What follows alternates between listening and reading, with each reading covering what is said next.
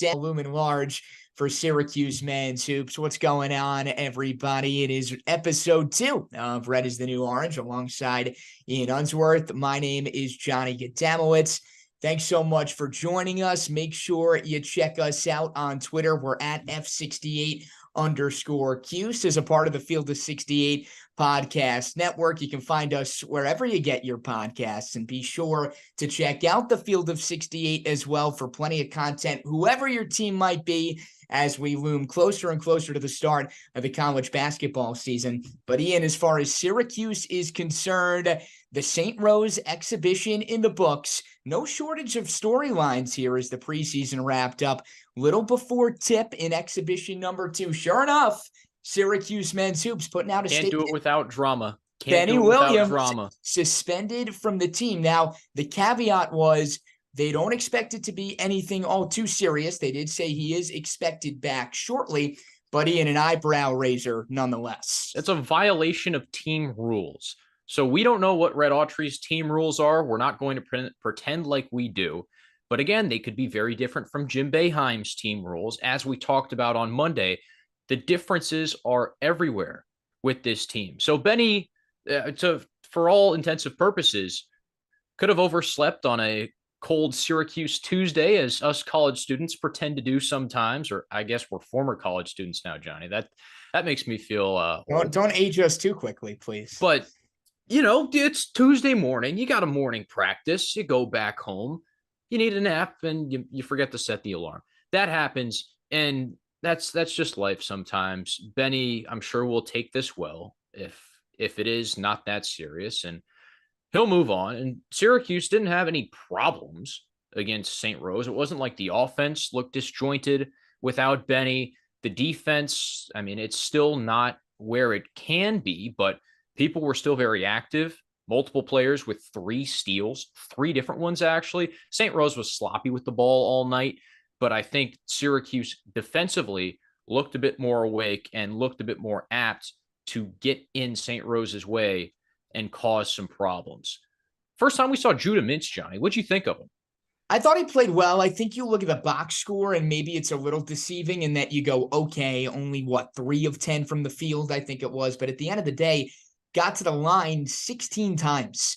So this is the type of guard who obviously is a slasher, likes to get to the rim, right? You don't need him to pour it in and have an extremely efficient day shooting the basketball in order for him to have the impact that is best suited towards this team's contributions. And I think that's what you got from him last night. Now, is that to say that he's going to have consistently poor nights shooting the basketball? Hopefully not. Is that not to say that at some point, if Syracuse is serious about winning basketball games against cream of the crop ACC teams, maybe you're going to need a little bit better of a shooting performance out of them? Sure. But I think for the purposes of exhibition games, right, shake that rust off. We didn't see him in the first exhibition against Damon. Heck of a lot of new teammates with bigger roles. Let him get acclimated and let him sort of find his footing as the year progresses here early on. The number I liked the most was 7-0. 7 assists, no turnovers. And J.J. Starling, on the other hand, who saw a bit less of the ball, only 1 dime to 4 giveaways. So Judah attracts a lot of attention. And you saw in the first couple minutes, he takes it to the hole, takes a couple of those awkward leaners, which get him in trouble in times. We saw it a lot last year where he'd run into 2-3 guys at the rim, not really know what to do, and throw it up there. But he's distributing well. Boeheim harped on it last year as Syracuse went through the season. We need Judah to turn into more of a distributor, and we saw that. And his teammates really chipped in. Chris Bell, how about 19 points? Only 2 of 8 from the 3-point line, but he's not afraid to shoot it. We know that. And we talked about the development of his catch-and-shoot game, Justin Taylor's catch-and-shoot game on Monday. Still not there yet, but both those guys have been given the green light, and they're both finding ways to get involved. Now, Bell, when he catches it, he's shooting it. That's just kind of how it works. That's his identity. There's never a thought to put the ball on the floor. Right. But Taylor has a couple of sets for him.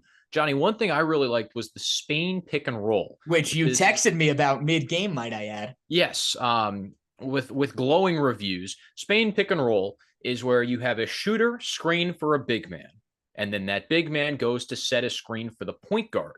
Needless to say, it's easy in all that screening for a defender to get lost in translation. And then you have Taylor, the shooter, popping out on the other side wing while Mintz drives to the cup. There's so much conflict for the defense. Do I go at Judah Mintz? Yeah, ACC freshman team, all first teamer last year. Do I stop the 7'4" guy that's running straight to the rim? Or do I close out on the shooter? A lot of the times, the shooter's the forgotten one. It got Justin Taylor an open three early on, and I love that. Yeah, and those are sets that I think we weren't really seeing a ton of absolutely not. last year, right? So it just speaks to the theme of how different this team is going to be. I will say this though, Ian, I want to pump the brakes a little bit. I think everyone sort of hears this four-guard lineup and everyone gets very excited of, the high-flying, fast-paced style of play that this team is going to be. And maybe it's just because it was an exhibition.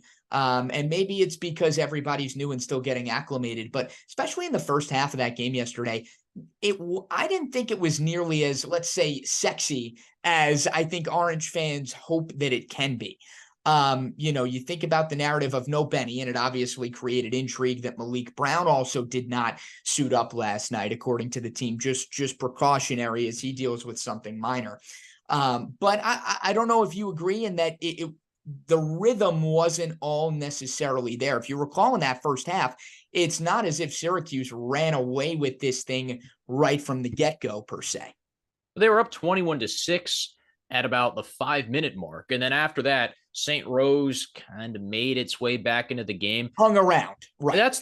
Red was experimenting. There were a lot of different lineups out on the floor. At one point here, I wrote this down last night. At one point, it was Judah Mintz, J.J. Starling, Kyle Cuff, Quadir Copeland, and Peter Carey. Peter Carey, even though he's kind of like a baby giraffe out there, the energy level is really high. There are a lot of arms and limbs flying around, but he'll do his best to get you a rebound. He'll do his best to contest a shot. And that's all you really need from him at this point.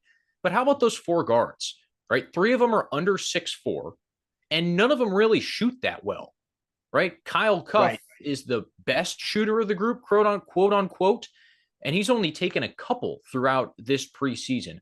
Copeland bricked one, Mintz bricked one. Starling's not even really looking for it right now. So that's the reason why things didn't look as pretty or as fluid as they possibly would. You play lineups like that, you just know as a defense, you don't have anything to worry about except for the painted area. Right. That's fair. I more just question to what extent, like, let's say regular season play. If we saw that lineup in the regular season, fans it's not going to work. Right to be mad. Right. And that's something that's not going to work, I don't think.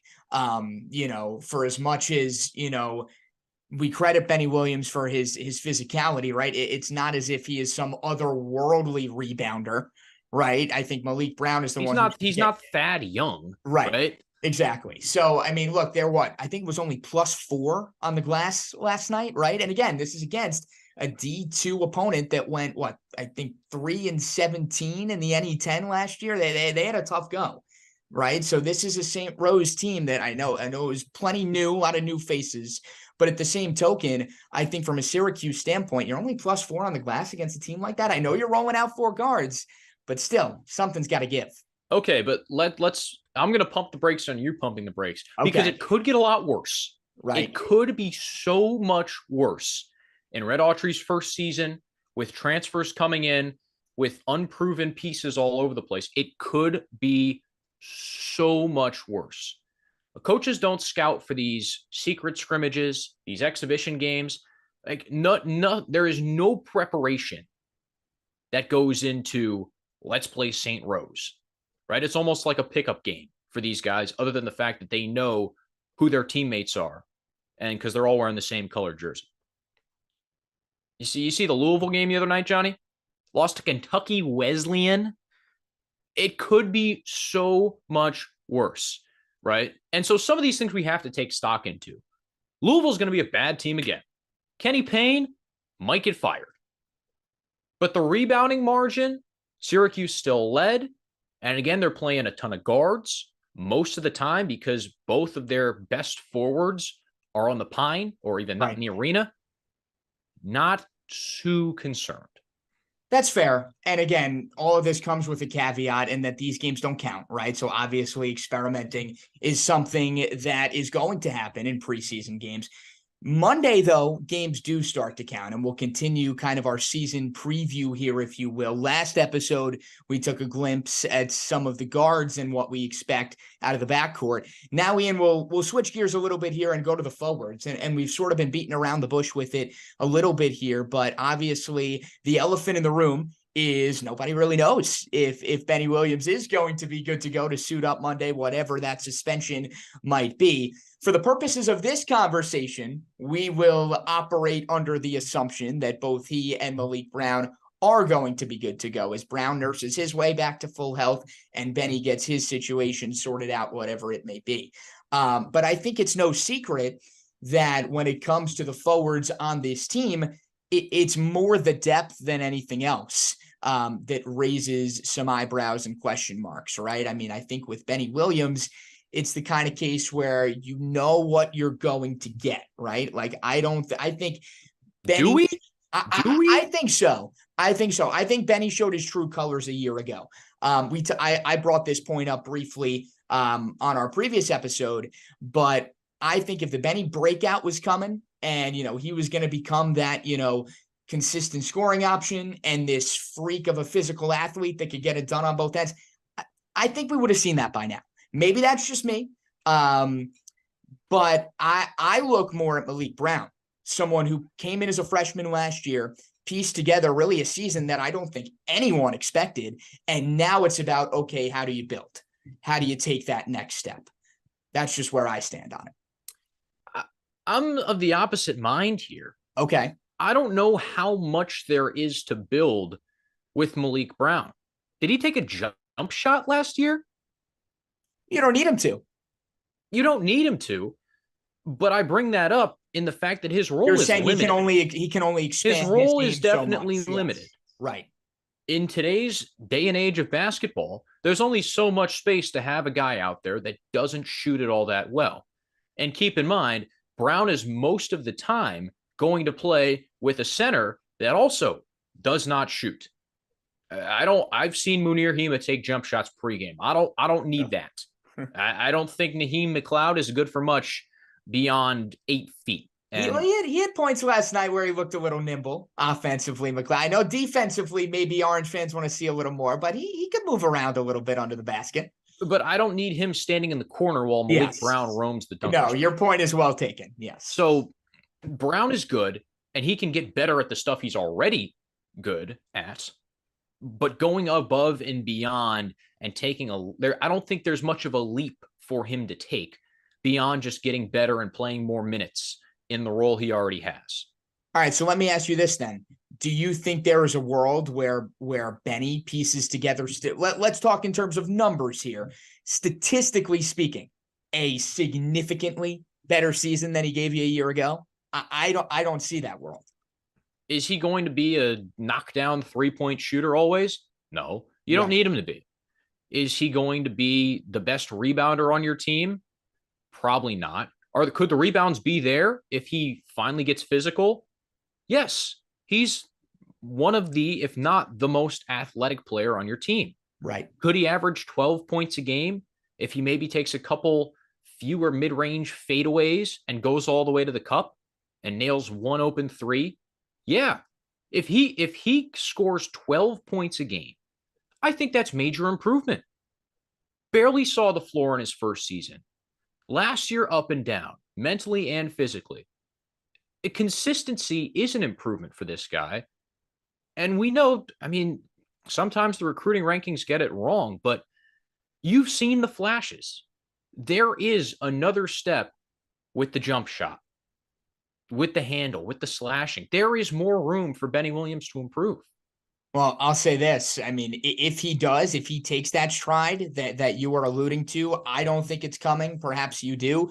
I think Syracuse could be playing with house money. You think about Benny taking that next step. If Brown gives you what he gave you last year, not to mention you combine that with the backcourt that we dissected last time out. This could be a scary group. It really can. And I know it's new and I know there's a lot of unknowns. I don't see it happening per se. I can see why he What gets holds him chalked back? up as the X factor, What right? holds him back? I don't see that jump shot developing. I really don't. I think, I think similar to Malik Brown, 90% of his scoring is going to come from within a 10-foot radius and going up against these ACC teams that defensively are going to put the clamps on and can out physical you. If that's a word, I might have just made it one. No, I've heard it a lot, Johnny. You're good. But I don't know. I don't see that next step coming again. I think if we were going to see it, would have happened by now. Now, maybe if that consistency is there, then there is that much more of a chance at happening. But I sort of read into this preseason suspension. All of a sudden, things are not looking as great. And that's not to say he won't be out there Monday and dismiss this preseason suspension just like that. I just think there's more reason to think it's not going to happen than it is. The other thing is the confidence portion. Right. We mentioned this on Monday.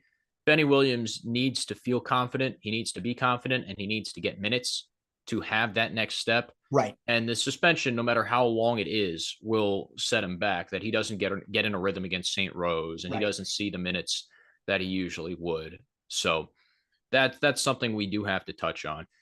It makes sense that we dig into the forwards here because New Hampshire's best player on Monday is a forward. Yep. And he looks like a Greek god. He, like, legit, Johnny, he is chiseled out of stone. I saw him play last year against Binghamton. His name is Clarence Daniels, first team All-America East guy a year ago. They found him in the middle of nowhere. He spent his first 2 years at Lake Region State College. Any guesses where that is? Lake Region State, I'd say either Minnesota or Michigan. You actually, he's from Minnesota. Okay. You knock that one out of the park. But he showed up at UNH. I talked to Coach Bill Herring, who's no longer there, so that's a big point of contention for the Wildcats. New coach, new backcourt. Right. This team has been almost stripped down at the guard spot from a year ago. They still have Ridvan Tutic, their center, and they still have Daniels, but a lot of new for them as well. But Clarence Daniels is a dude. He was the best rebounder in the America East, right? Scored almost 500 points, shot almost 40% from the three. He only made one a game. But when we see the four guard lineups, you see Quadir Copeland trying to guard a somewhat semi-undersized four. Yeah, that might not go so well come Monday. I made the Thad Young comparison earlier. This guy, Clarence Daniels, is Thad Young. Small guy, makes his money in the post or maybe at the elbow, but he will outmuscle you and he can get to the cup and he can rebound. Yeah, and some parallels coming into Monday's opener, obviously, with two new head coaches. Oh, and by the way, Daniels put up 34 against BC last year. Yeah, he's the guy to circle. Looking up and down this New Hampshire roster, a lot of unknowns, but make no mistake, if they want any chance at hanging in this game, they are going to need Daniels to be at his best. Now, how does that translate from a Syracuse standpoint? You better hope you're getting Benny Williams and Malik Brown back, because as you were just alluding to, Ian, if you're not, and that minute distribution is very similar, all the credit in the world to Quadir Copeland. I know he had 9 assists in exhibition number 1 against Damon. I don't see that matchup going too well for him. So I'm not saying you need both if you want to give Malik a little more time to get healthy, or if this Benny situation is anything bigger than what it's been made out to be. But if you're missing both of them, that could be a very intriguing, tough scenario for Autry to have to deal with in game number 1, especially when you think about, non-conference. You want to stack up these wins. You want to have more good things going for you than bad early. And that's not to say that Syracuse could be staring a loss in the face, but at the same token, you want to hit the ground running, right? Monday night in front of a home crowd, back at the Dome, first game of the season, right? Energy is going to be up. You want to make this a sure thing. And again, it brings us kind of full circle here with this particular episode, to my point at least, where, I think this 4-guard lineup, while there's plenty of good things going for it, I think people for some reason don't really even want to give the downside of it the time of day. And I think this game number 1 could maybe force it to rear its ugly head sooner than a lot of Orange fans would have hoped. Couple interesting notes per Ken Palm, the favorite data source of all college Yep. basketball nerds like ourselves. New Hampshire last year played really slow. There are about 360 something teams in college basketball this year. New Hampshire's average tempo, so how many possessions they had per game, was 330th. So they are going to slow it down, try to play in the half court. I don't think, even though they have a new coach, I don't think they're going to make a whole lot of stylistic adjustments, just because that's kind of how the America East plays. It's a Right. slower conference. There's not a whole lot of fast breaking. And also, speaking of bad numbers, New Hampshire was 359th last year in 2-point percentage, and they were in the 200s in 3-point percentage. So not efficient, right? Not an offense that Yeah, you if you're gonna expect. play that slow, you better be able to convert at a high rate, at least from a Yeah. two But point I mean, the tempo is Right. something to keep an eye on. If Syracuse tempo wise controls the game, they shouldn't have a problem. And if Daniels is running up and down the floor, chasing whoever, if he's late closing out on Taylor, it's wraps. If he Tough can't luck. get to Chris Bell, it's wraps. See you Right. later, Wildcats. Right. Fair enough. Yeah, before we say so long, I mean, let's bookend this here with, last time out, we talked about, all right, if it's all sunshine and rainbows, if everything goes great, what is this team's ceiling? Let's play devil's advocate here, I guess, on the flip side of things. If things do not pan out and year number one under Red Autry is not a very memorable one, where can things sort of go wrong and take a little bit of a turn for the worse here? Well, according to Mr. Pomeroy, they're projected to go 12-17. Yes, it's Red Autry's first year, but I don't think Cuse fans are going to be happy with 17 losses, especially seeing as 13 of them are coming in conference play. Right. They're projected to lose both games they have scheduled in the Maui Invitational. Tennessee is the first one, and then LSU, you're dropping that. Georgetown by 1 point, Oregon by 1 point. I know you talked about the importance of the non-conference games, Johnny. I'm not so stuck on that. Right. You have North Carolina at home. You got to give them a battle. You have games like that, I expect a bit of a battle. But losing the ones like Florida State at home, North Carolina State at home, if you can't compete with the teams that are supposed to be in your echelon in the ACC, a Wake Forest, a Clemson, a Georgia Tech, those teams that came in the dome breaks off of Syracuse. I don't expect that to happen this year. There should be no 30-point deficits because the zone is no more. But if you are losing, that's one thing. If you're not losing close, and if you're getting outmaneuvered, right? If you're getting outcoached, if there's an adjustment you're not making, if you're too hesitant to change a lineup or switch back to the zone for a couple possessions, like if there are coaching adjustments that fall by the wayside, I think that's when people are going to start to get frustrated. Yeah. People were frustrated with Boeheim last year, right? Right. Not winning the game in the final moments, right? Bad out of timeout plays, in the inability to leave the zone or change the zone or get a stop. Those were the things that frustrated people and had them on edge with Boeheim before the rest of the avalanche came down. Right. No, I think there will definitely be some incentive with a lot of these programs that just had their way last year. For me, I really key in on two things. One of them slightly related to what you were just saying, Ian. I think you got to start conference play out on the right foot. Once you hit the tail end of the non-conference games, right, and you're ready to flip the calendar into 2024, 3 of the first 5 games are against Pitt, Boston College, and then Pitt again. I would say those need to be wins. You got Duke and North Carolina in there early, so obviously you'll take what you can get. But I think the conference games against the teams in the bottom half that are early, you have to take advantage of. Because when those quote-unquote chalk up wins turn into losses, that's when things start to get difficult. And then you're caught having to make up ground on the back end. Better to stash them early. The other thing for me is health.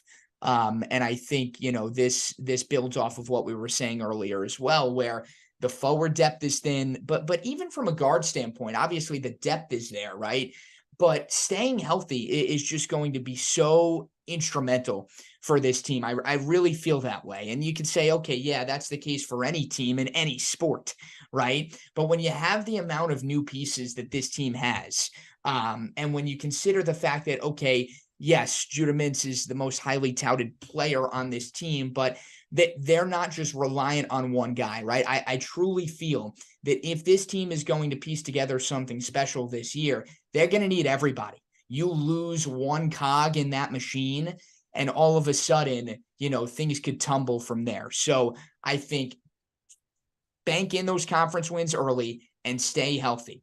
Keep your 5, 6, 7 key players healthy. Don't overload the minutes early, right? Syracuse teams of 3-4 years ago, we saw how much Joe and Buddy and, going back to the Gary days, Marek would play early and often in November and December. I'm okay with those minutes being limited for the long haul, right? Think smart, think down the line. So that's certainly an area where I'm keying in on as well. You need the energy at the end of the season. Yeah. 4 of Syracuse's last 6 games are on the road. And no, you're not playing world beaters. It's Georgia Tech, NC State, Louisville, and Clemson, right? Winnable games, but you need the team to finish strong. And that ACC tournament momentum really means something. With the new guys and the health perspective, we don't know what the drop-off is if Judah Mintz doesn't play and Kyle Cuff is starting at 3-4 games in a row. We don't know what the drop-off is when some of these new pieces have to get involved, right? Even if McLeod goes down, Munir Hima didn't play a whole lot last season for what it's really worth. And Peter Carey didn't play at all. So the drop-off is very interesting to consider. And at the end of the day, at the end of the game, there are 2 guys on this team who I feel comfortable putting the ball in their hands and letting them work. You need both of them. Yep. So you can't just have one. You saw it last year. Judah got the ball at the end of games, and it got shaky. You can't just have one. You need multiple options. Well, all our preseason questions, expectations, they'll all be answered coming up this Monday. Syracuse and New Hampshire as the regular season begins. Hard to believe it's already here, but we are looking forward to it. We are certainly hoping that you are looking forward to it and ready to soak in everything that this 2023-24 Cuse Men's Hoop season has to offer. A big reminder, again, be sure to check us out on Twitter. We're at F68_Cuse. You can find us wherever you get your podcast, all sorts of video, audio content, you name it, we've got it. And again, be sure to check out at the Field of 68 on Twitter as well. They've got all sorts of good stuff cooking, not just for Syracuse, but nationwide. Your team, they have it. Be sure to give them a follow as well. Plenty of content up on their channel. That's just about going to do it for this edition of Red is the New Orange. For Ian, I'm Johnny saying so long. We'll talk to you soon. Enjoy the opener this